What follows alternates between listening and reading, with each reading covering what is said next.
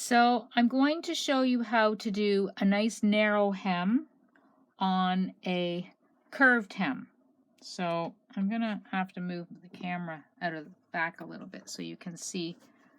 So you can see here, this is just a strip of fabric, but I've got a curved shirt tail hem here. So this would be for something on the bottom of maybe your blouse, or maybe it's the hem on a tunic dress or something, shirt, men's shirt. So anytime you've got like a curve where the hem is a little bit longer at the front to accommodate going into being tucked in. Usually it comes up a little at the side so you don't have all that bulk tucked in at the side, and then we have it drop down again here at the back. So in order to get this hem nice and flat and tiny, what I've done is I've first drawn out with a pencil. You can use either a disappearing marker, chalk, whatever you want to use, but I like to actually have my stitching line drawn on my fabric for this particular hem. It just makes things a little bit easier. If you've got a really dark fabric, you're going to probably have to use a chalk, like a white chalk or something, just so that you can see your hem. You can take and just press this up with and measure as you go with your ruler. You can set it at where you need it to be and take and press, and that works too. Make sure as you press, you're pressing the fold line. Don't worry about what's happening at the raw edge of your hem. That's some areas that's going to be longer than the area it's being folded in. Some areas, like on the inside curve, it's going to end up being a lot narrower. So I'm going to take this to the machine, and I'm going to bring this over and see if I can't set this up so you can maybe have a little bit better view of the machine sewing. So I'm going to stitch right on my pencil line. Okay, so I'm just going to start stitching in. I like to start a little bit onto the fabric, not on the very edge. I like to be in by at least 1/4 of an inch. That way I don't run the risk of my fabric or my needle going down off the fabric and jamming up. I also like to hold my threads. It just kind of gives me a little bit of control at the very beginning. So I'm stitching along this line. As you can see, my needle is going down along this line here. Try to keep my hands out of the way on that side. I'm watching. I have a groove on my foot, which is the center of my foot. So I'm lining up my pencil line or my fold, whichever you have, with that groove. And that's the area that I'm watching. So I'm just keeping my eyes there. I'm not looking at the needle. I'm not looking at over here at the side seam. If I've pressed or marked this properly, then this seam doesn't matter at all. This should be accurate. So I'm just following along. I've got my machine set at about a 2, actually it's at a 3 right now. On my narrow curve, if I need to, I could change the machine, make it a little bit smaller stitch. But I'm able to get around this curve nicely without changing it. If you've got a really sharp curve, then you will have to make your stitches a little bit smaller in order to smoothly navigate around that curve. So I'm going to go all the way to the end here.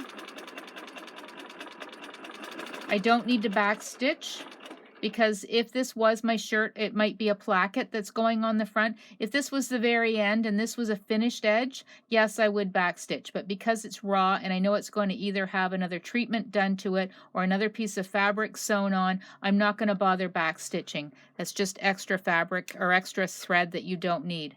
So now I've got my row of stitching all the way along the very edge here. Okay, so we're going to turn this and set this up a little bit higher so you can see more of my hem here. So this is the right side. So my hem, this is going to be the line that I press on. So now I want to press on this line. What I want to see is I want this row of stitching to be towards the inside.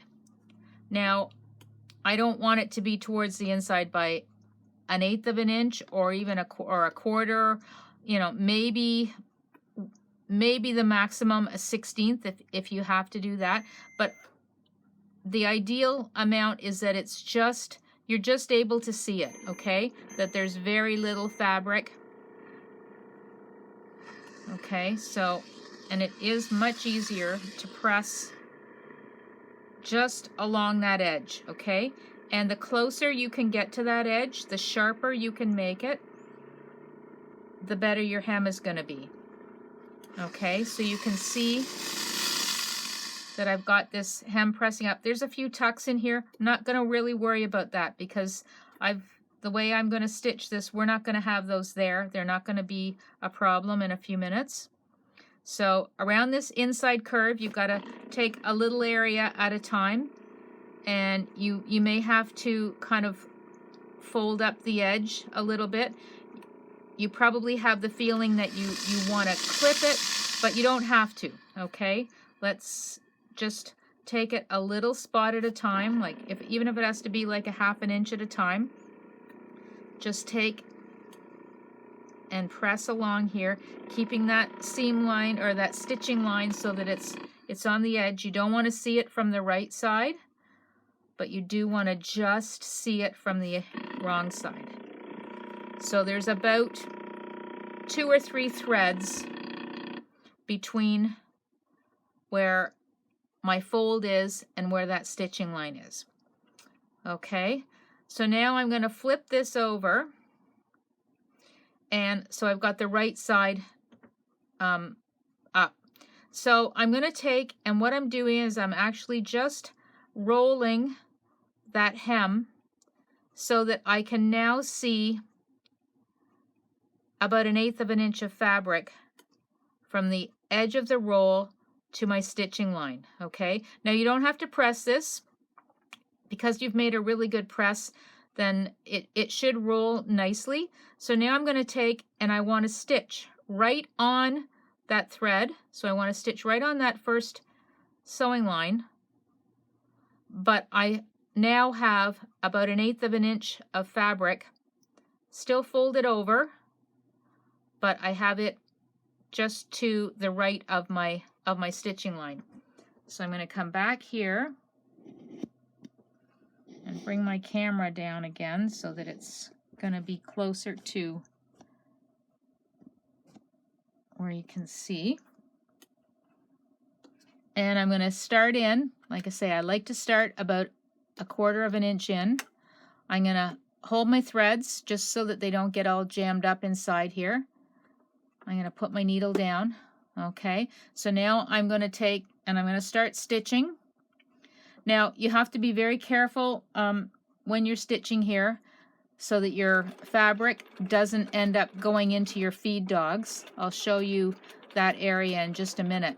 So I'm keeping that row of stitching lined up with the groove, the center groove in my presser foot. And you see how I'm just rolling that fabric out as I need to, just to keep it just at 1/8 of an inch. Now if I was looking at where that edge is, it's just coming in on the inside of the other slot on my presser foot. So just keeping that folded out.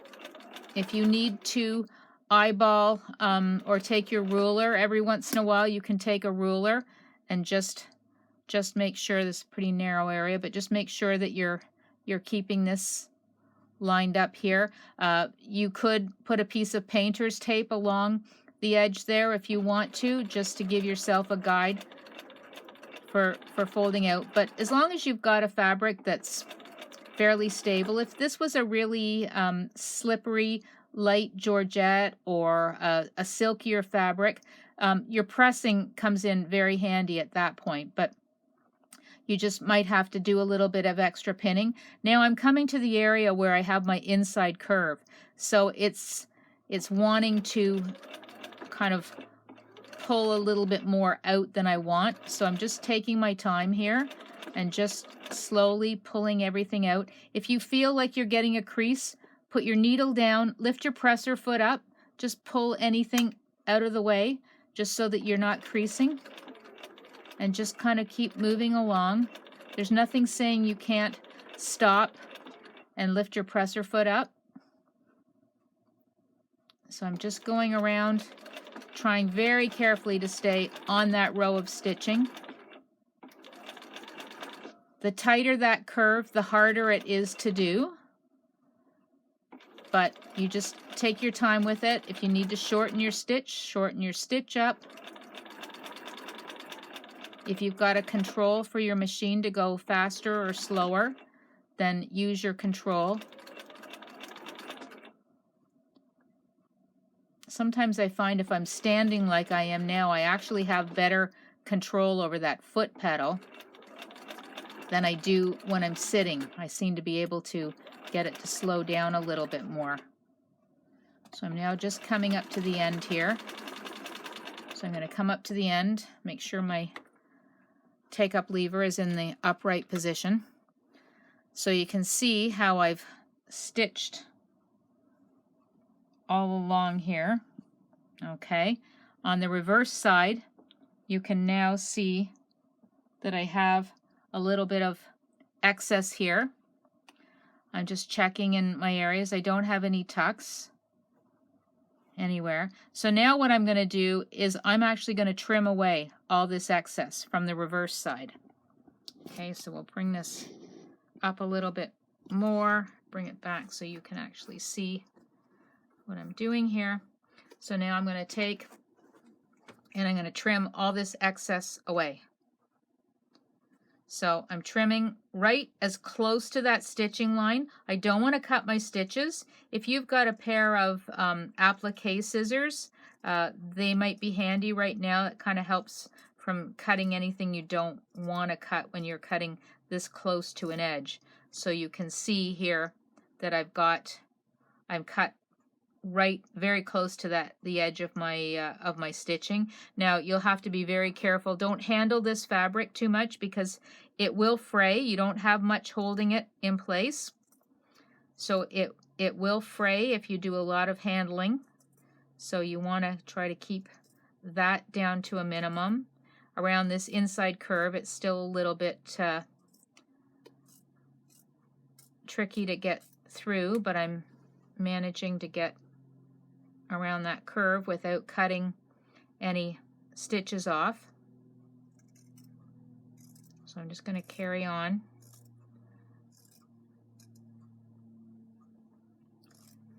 and get this all cut and trimmed.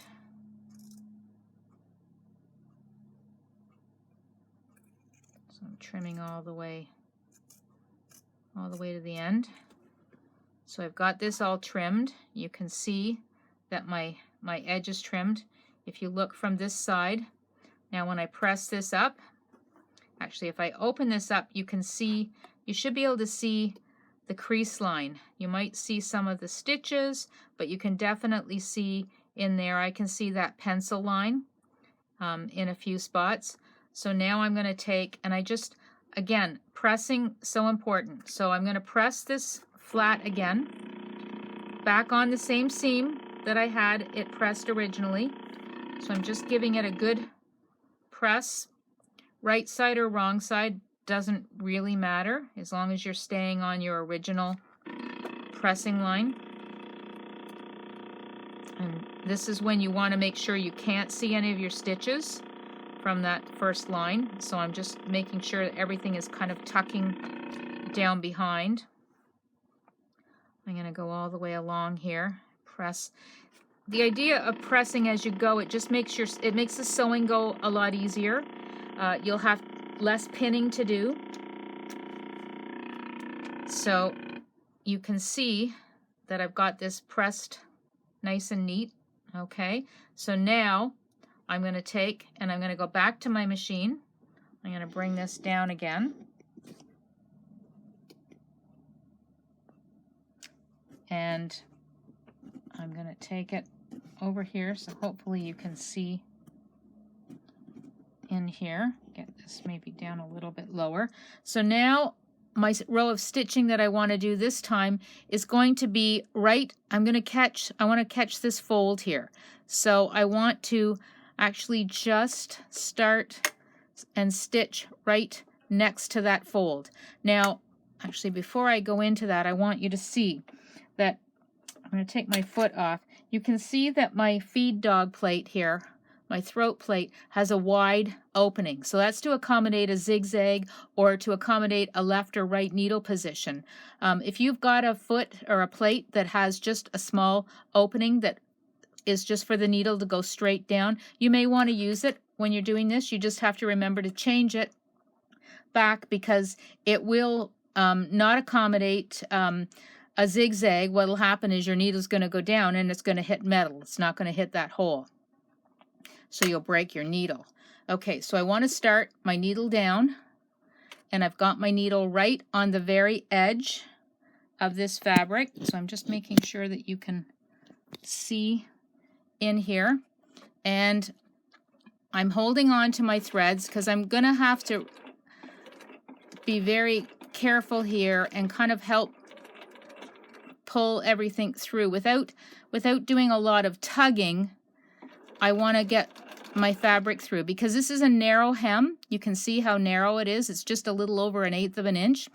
So what's happening is it's actually narrower than the opening that is in my presser or in my throat plate. So it has a tendency to want to go, the fabric wants to go into it, okay? So I'm trying not to tug it and pull it off grain, especially on the curved areas, but I am kind of holding it. So it's just a very slow way to stitch. So you can see I'm stitching along here and I'm coming up to this curve. So I'm just keeping it. I want to catch the hem, and I want to keep the edge of the hem right along the edge of my foot. So I'm trying to keep it all nice and even.